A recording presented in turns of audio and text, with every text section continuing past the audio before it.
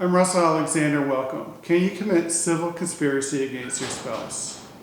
We're going to take a look at a case that involved a motion for summary judgment.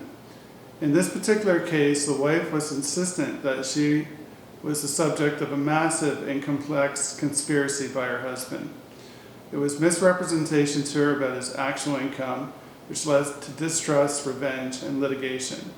Enormous legal fees and likelihood that their children will suffer drastically reduced lifestyle, the one that they have known.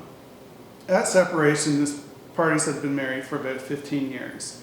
The wife, who happened to be a lawyer, left practice to study for a full-time master's degree.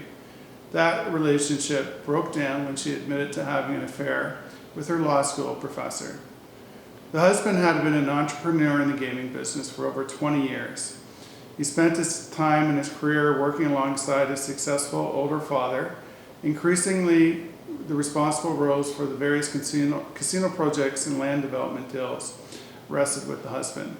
While still married to the wife in 2006, the husband sold an online gaming platform which netted about $11.5 million. The husband claimed that since separating from the wife, most of his yearly income came from a $120,000 consulting contract. The wife disputed that and said the contract was not representative of her husband's income.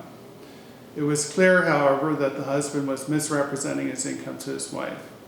Against this background, the wife accused the husband and his father of jointly conspiring to shelter and conceal millions of dollars of the husband's true income and assets from her, using various trust vehicles and other corporate arrangements.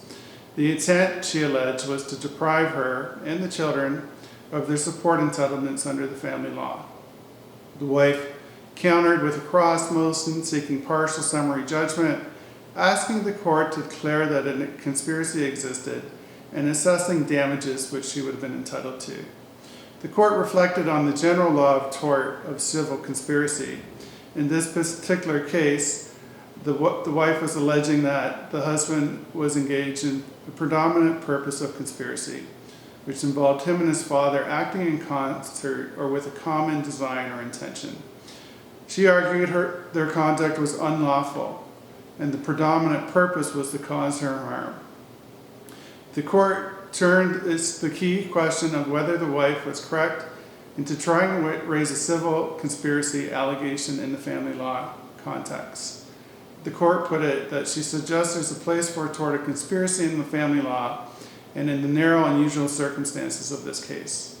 However, the court did not agree, adding that it had far-reaching implications if they were to extend the tort of conspiracy where family members were involved, noting that the wife had an entire family statutory regime at her disposal to ensure that her and the children received the correct amount of support.